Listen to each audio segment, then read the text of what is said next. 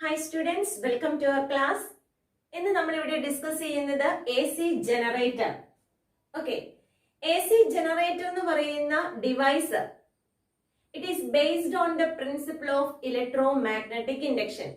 Okay, നമ്മൾ കഴിഞ്ഞ ക്ലാസ്സുകളിലെല്ലാം കഴിഞ്ഞതാണ് വാട്ട് ഈസ് ഇലക്ട്രോമാഗ്നറ്റിക് ഇൻഡക്ഷൻ എന്നുള്ളത്. ആ ഇലക്ട്രോമാഗ്നറ്റിക് ഇൻഡക്ഷന്റെ പ്രിൻസിപ്പിൾ ആണ് എവിടെ യൂസ് ചെയ്യുക? AC ജനറേറ്ററിൽ യൂസ് ചെയ്യുക. അപ്പോ it is based on the principle of electromagnetic induction. Electromagnetic induction.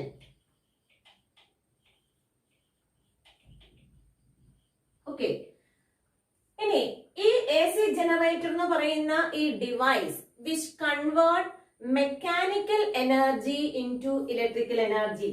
AC generator എന്താ ചെയ്യുന്നത്? മെക്കാനിക്കൽ എനർജിയെ ഇലക്ട്രിക്കൽ എനർജിയായി കൺവേർട്ട് ചെയ്യാണ് ചെയ്യുക. ഓക്കെ, അപ്പൊ ഇവിടെ കൺവേർഷൻ നടക്കുന്ന എന്താണ്? Mechanical energy. മെക്കാനിക്കൽ എനർജിയെ കൺവേർട്ട് ചെയ്ത് എന്ത് എനർജിയാക്കി മാറ്റുകയാണ്? Electrical energy. ഓക്കെ, അപ്പൊ രണ്ട് കാര്യം ഇവിടെ നിന്ന് അറിയാനുള്ളത്. AC generator എന്ന് പറയുന്ന device which is based on the principle of electromagnetic induction and second one which convert mechanical energy into electrical energy ആണ്.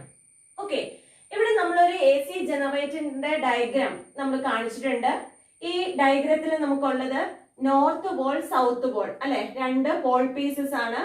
നോർത്ത് പോളും ഉണ്ട് സൗത്ത് പോളും ഉണ്ട്. ആ നോർത്ത് പോളിനും സൗത്ത് പോളിനും ഇടയിൽ ഒരു റെക്ടാംഗുലർ കോയിൽ അറേഞ്ച് ചെയ്തിട്ടുണ്ട്.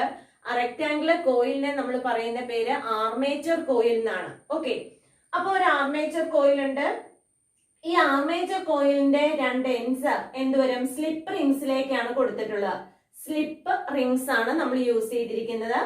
പിന്നെ കാർബൺ കൊണ്ടുള്ള രണ്ട് ബ്രഷ് ഉണ്ട്. B1 ഉം B2 എന്ന് പറയുന്ന ബ്രഷ് ഉണ്ട്. ഇവിടെ ഡെവലപ്പ് ചെയ്യുന്ന ACയെ നമ്മൾ ഇവിടെ നിന്ന് കളക്ട് ചെയ്യും. ഓക്കെ, അപ്പൊ ഇത്രയും കാര്യങ്ങളാണുള്ളത് AC ജനറേറ്ററില്. അപ്പൊ north Paul south Paul, in between north Paul and south Paul rectangular coil അല്ലെങ്കിൽ ഒരു ആർമേച്ചർ അറേഞ്ച് ചെയ്തിട്ടുണ്ട്. ആർമേച്ചറിന്റെ എൻഡ്സില് സ്ലിപ്പ് റിംഗ്സ് ഉണ്ട്. അവിടെ വീണ്ടും എന്തുണ്ട്? കാർബൺ ബ്രഷസ് ഉണ്ട്. ഓക്കെ, അത് എന്ത് ചെയ്യും? ഒരു AC അല്ലെ, അവിടെ നിന്ന് നമുക്ക് എന്ത് ചെയ്യാം? AC ഓൾട്ടർനേറ്റിംഗ് കറണ്ട് പ്രൊഡ്യൂസ് ചെയ്യുന്ന ഓൾട്ടർനേറ്റിംഗ് കറണ്ടിനെ നമുക്ക് എടുക്കാനായിട്ട് പറ്റും.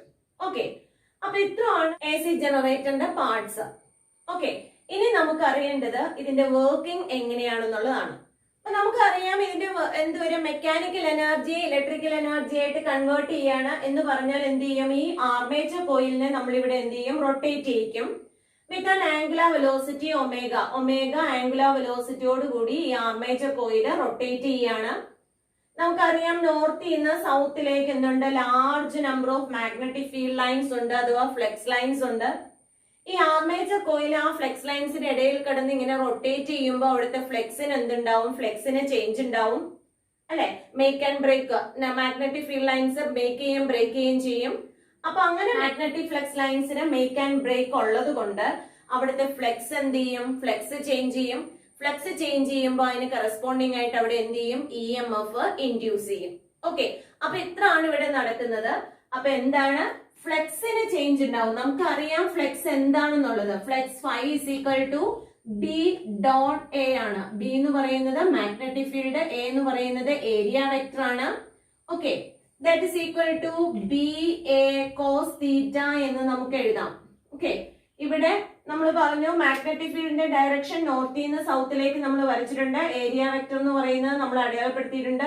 ഇങ്ങനെയാണ് ഇരിക്കുക. അപ്പൊ ഇതിന് നോർമൽ ആയിട്ടാണ് ഏരിയ വെക്ടർ വരിക. അപ്പൊ ഏരിയ വെക്ടർ നമ്മൾ റെപ്രസെന്റ് ചെയ്തിട്ടുണ്ട്. മാഗ്നറ്റിക് ഫീൽഡും ഏരിയ വെക്ടറും നമ്മൾ മേക്ക് ചെയ്യുന്ന ആംഗിൾ എന്ന് പറയുന്നത് തീറ്റയാണ്. ഓക്കെ, അപ്പൊ BA cos θ എന്ന് എഴുതി നമ്മൾ. ഓക്കെ, അപ്പൊ ഫ്ലെക്സ് ആയി. ഇനി നമുക്കറിയാം ആംഗുലാർ വെലോസിറ്റി ആംഗുലാർ വെലോസിറ്റി നമുക്ക് തന്നിട്ടുണ്ട്. നമ്മൾ ഫസ്റ്റ് ഇയറിൽ പഠിച്ചതാണ്.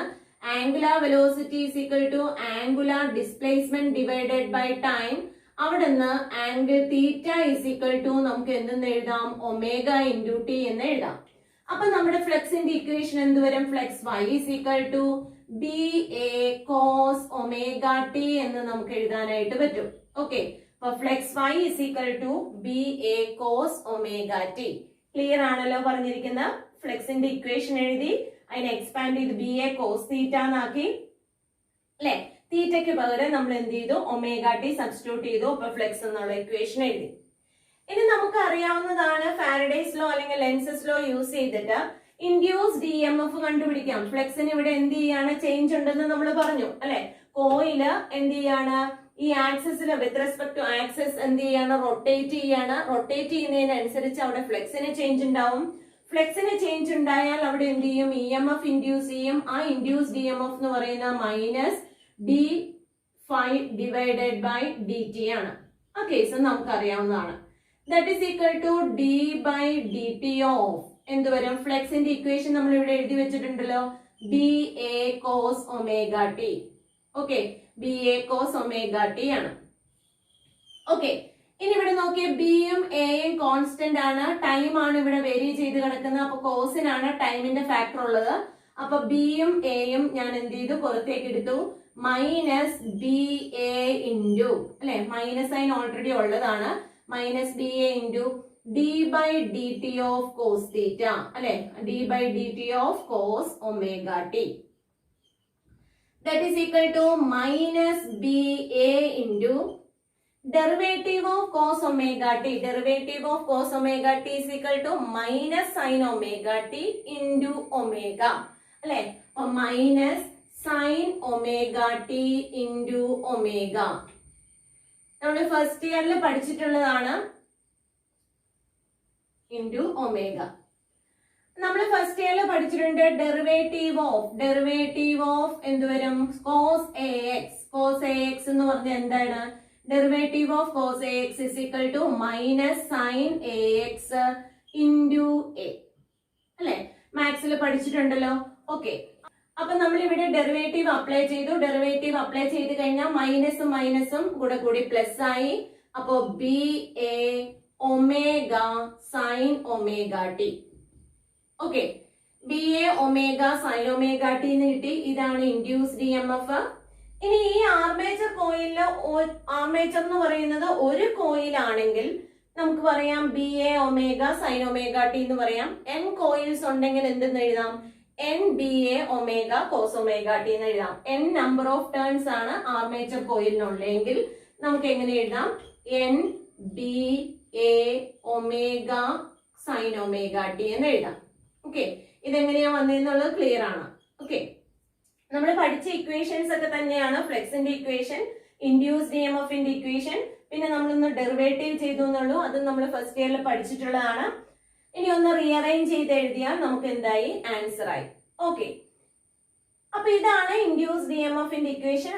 ഓക്കെ, അപ്പൊ നമുക്ക് ഇൻഡ്യൂസ് ഡി എം എഫിന്റെ ഇക്വേഷൻ ഒന്നുകൂടി ഒന്ന് എടുത്ത് എഴുതാം. Induced D M F E is equal to N B A omega sine omega T. Okay, induced D M F ആയി. ഇനി when omega T is equal to 0, omega T 0 ആയിരിക്കുമ്പോ induced D M F എന്തായി, sine 0. Sine 0 is equal to 0. അപ്പൊ induce D M F എന്താണ്, 0 ആണ്. ഇനി omega T is equal to അല്ലെ, omega ടിയുടെ വാല്യൂ ഇവിടെ എത്രയായിരുന്നു, 0 ആയി. ഇനി omega T is equal to 90 വരികയാണെങ്കിൽ സൈൻ 90 ഇസ് ഈക്വൽ ടു എത്ര വരും, 1 ആണ്. അപ്പൊ induce D M F E is equal to N B A omega എന്ന് കിട്ടി. ഓക്കെ, ഈ രണ്ടും ഇനി 180 കൊടുത്താൽ omega T is equal to 180 ആണെങ്കിൽ വീണ്ടും എന്ത് വരും, induce D M F sine 180 is equal to 0 ആണ്. ഇൻഡ്യൂസ് ഡി എം എഫ് എന്തായി മാറി, 0 ആയി. അപ്പൊ ഇവിടെ നമുക്ക് പറയാം maximum value of induce D M F is equal to എന്ത് വരും, എൻ ബി എ ഒമേഗയാണ്. വളരെ ഇമ്പോർട്ടന്റ് ആയിട്ടുള്ള കേസ് ആണ്. Maximum value of induce D M F is equal to N B A omega. അപ്പൊ നമുക്ക് ഇവിടെ എന്ത് ചെയ്യാം, ഈ മാക്സിമം വാല്യൂവിനെ ഒന്നല്ലെങ്കിൽ ഈ മാക്സിമം എന്ന് കൊടുക്കാം, അല്ലെങ്കിൽ ഈ 0 എന്ന് കൊടുക്കാം.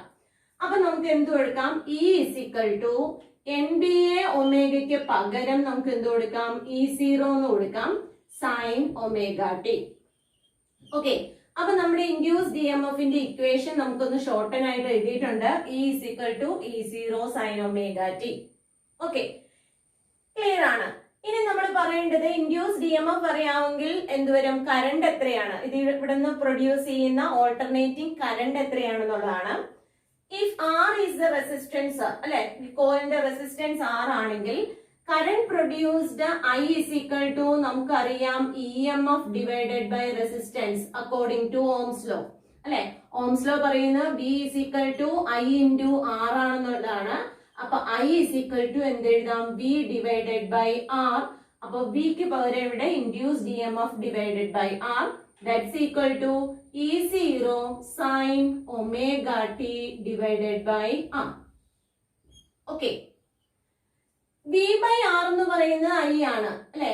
അപ്പൊ E ബൈ ആർ എന്ന് പറയുന്നതും എന്ത് തന്നെയാണ്, I ആണ്. അങ്ങനെയാണെങ്കിൽ E0 ബൈ ആർ എന്ന് പറയുന്നത് നമുക്ക് എന്തായിട്ട് എഴുതാം, maximum EMF divided by resistance is equal to maximum current എന്നുള്ള കോൺസെപ്റ്റിലേക്ക് കൊണ്ടുവരാം.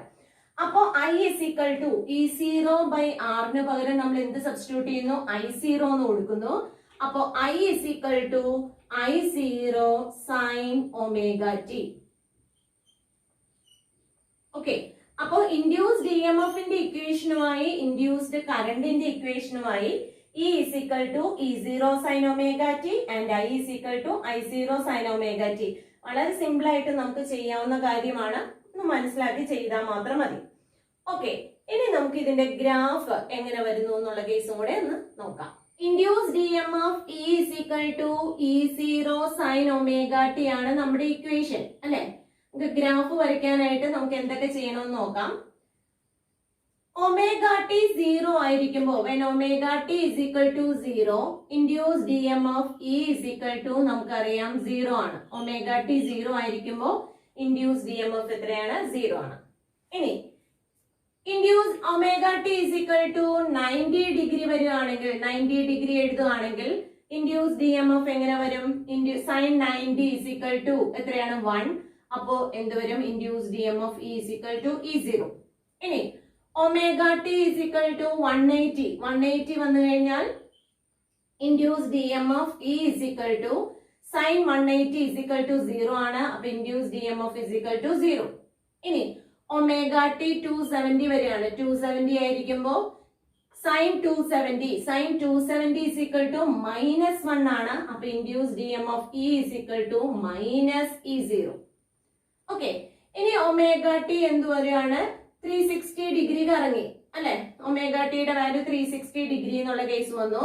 അങ്ങനെ 360 ഡിഗ്രി വരികയാണെങ്കിൽ induced EMF sine 360 is equal to 0 ആണ്. അപ്പൊ induced EMF is equal to 0. അപ്പൊ ഇവിടെ ആർമേച്ചർ കോയില് റൊട്ടേറ്റ് ചെയ്യുന്ന ആംഗിൾസ് ആണ് ഈ കാണിച്ചിരിക്കുന്നത്. ആർമേച്ചർ കോയിൽ റൊട്ടേറ്റ് ചെയ്യുന്നതിനനുസരിച്ച് ഇൻഡ്യൂസ്ഡ് EMF ഡെവലപ്പ് ചെയ്യുന്നതാണ് കണ്ടിരിക്കുന്നത്. അപ്പൊ നമുക്ക് അതിന് കറസ്പോണ്ടിങ് ആയിട്ട് ഗ്രാഫ് വരച്ചു നോക്കാം.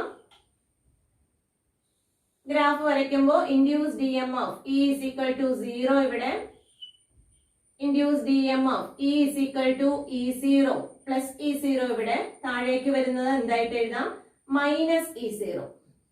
ഓക്കെ, ഇവിടെ ഈ ആക്സിസിൽ എക്സ് ആക്സിസിൽ നമുക്ക് ഒമേഗ ടി ആണ് റെപ്രസെന്റ് ചെയ്യുന്നത്. ഒമേഗ ടി റെപ്രസെന്റ് ചെയ്യാനായിട്ട് 0, 90, 180, 270, 360 അങ്ങനെ അങ്ങ് നമുക്ക് മാർക്ക് ചെയ്യാം അല്ലെ, എല്ലാം ഡിഗ്രീസിലാണ്. ഇനി omega T is equal to 0 വരുമ്പോ, ഒമേഗ ടി 0 ആയിരിക്കുമ്പോൾ ഇൻഡ്യൂസ്ഡ് EMF എന്ത് വരും, 0 ആണ്. അതിനെ നമ്മൾ ഇവിടെ മാർക്ക് ചെയ്തു. ഇനി ഒമേഗ ടി 90 വരുമ്പോൾ induced EMF is equal to E0 ആണ്. 90ക്ക് കറസ്പോണ്ടിങ് ആയിട്ട് E0. ഇവിടെ ഗ്രാഫ് വരും. ഇനി omega T is equal to 180 ആണ്. 180ക്ക് കറസ്പോണ്ടിങ് ആയിട്ട് 0. ഇനി ഒമേഗ ടി 270ക്ക് കറസ്പോണ്ടിങ് ആയിട്ട് -E0, 270ക്ക് കറസ്പോണ്ടിങ് ആയിട്ട് -E0 നമ്മൾ വരച്ചു. ഇനി omega T is equal to 360ക്ക് 0. അപ്പൊ 360യിൽ എത്ര വരും, 0 എന്ന് നമുക്ക് വരും. ഓക്കെ, അപ്പൊ ഇതിനെ കണക്ട് ചെയ്തുകൊണ്ട് നമുക്ക് ഗ്രാഫ് വരയ്ക്കാം. ഒമേഗ ടി ടൈം വേരിയിങ് ആയിട്ടുള്ള ഗ്രാഫ് ആണ്. അപ്പൊ അതുകൊണ്ട് ഇങ്ങനെയാണ് നമ്മൾ വരയ്ക്കാം. ഓക്കെ, അപ്പൊ എന്ത് ചെയ്തു, ടൈമിനനുസരിച്ച് വേരി ചെയ്യുന്ന ഒരു കറണ്ട് ആണ് അല്ലെങ്കിൽ EMF ആണ് നമുക്ക് കിട്ടിയിരിക്കുന്നത്. EMFന് കറസ്പോണ്ടിങ് ആയിട്ട് നമുക്ക് എന്ത് ചെയ്യാം, കറണ്ടും വരയ്ക്കാം. Because current I is equal to നമുക്കറിയാം I0 സൈൻ ഒമേഗ ടി ആണ് അല്ലെ. രണ്ടും ഒമേഗ ടി ആണല്ലോ വന്നേക്കുന്നത്. അപ്പൊ അതിന് കറസ്പോണ്ടിങ് രണ്ടിന്റെയും ഫേസ് ആംഗിൾ സെയിം ആണ് എന്ന് പറഞ്ഞാൽ ഒമേഗ ടി വാല്യൂ എങ്ങനെയാണ്, സെയിം ആണ്. അപ്പൊ ഒമേഗ ടി വാല്യൂ സെയിം ആയതുകൊണ്ട് രണ്ടിന്റെയും ഗ്രാഫ് ഒരേപോലെ തന്നെ ഇരിക്കും. അപ്പൊ ഇവിടെ ഡെവലപ്പ് ചെയ്യുന്ന കറണ്ട് നോക്കിയ കറണ്ട് അല്ലെങ്കിൽ ഇ എം എഫ് എങ്ങനെയായിരിക്കും? ഓൾട്ടർനേറ്റിംഗ് ആണ്, ടൈമിനനുസരിച്ച് വേരി ചെയ്യുന്ന കറണ്ട് ആണ്. ഓക്കെ, അപ്പൊ നമുക്ക് ഇവിടെ കിട്ടിയിരിക്കുന്ന കറണ്ട് ഏതാണ്? ഓൾട്ടർനേറ്റിംഗ് കറണ്ട് ആണ്. ഓൾട്ടർനേറ്റിംഗ് കറണ്ട് എന്ന് പറയുന്നത് the current or EMF which changes with respect to time. ടൈമിനനുസരിച്ച് ചേഞ്ച് ചെയ്ത് വരുന്ന കറണ്ട് ആണ് എന്ന് പറയാം ഓൾട്ടർനേറ്റിംഗ് കറണ്ട്. അതുപോലെ തന്നെ നോക്കിയ ഡയറക്ഷനും റിവേഴ്സ് ചെയ്യുന്നുണ്ട് അല്ലെ? ടൈമിനനുസരിച്ച് കറണ്ട് വേരി ചെയ്യുന്നു, അതുപോലെ തന്നെ ഡയറക്ഷനും എന്ത് ചെയ്യുന്നുണ്ട്? റിവേഴ്സ് ചെയ്യുന്നുണ്ട്. ഇങ്ങനെ ഉണ്ടാവുന്ന കറണ്ടിനെ നമുക്ക് എന്തെന്ന് പറയും? എ സി കറണ്ട് എന്ന് പറയും. അത് പ്രൊഡ്യൂസ് ചെയ്ത ഡിവൈസിനെ നമ്മൾ എന്തെന്ന് പറയും? എ സി ജനറേറ്റർ എന്ന് പറയും.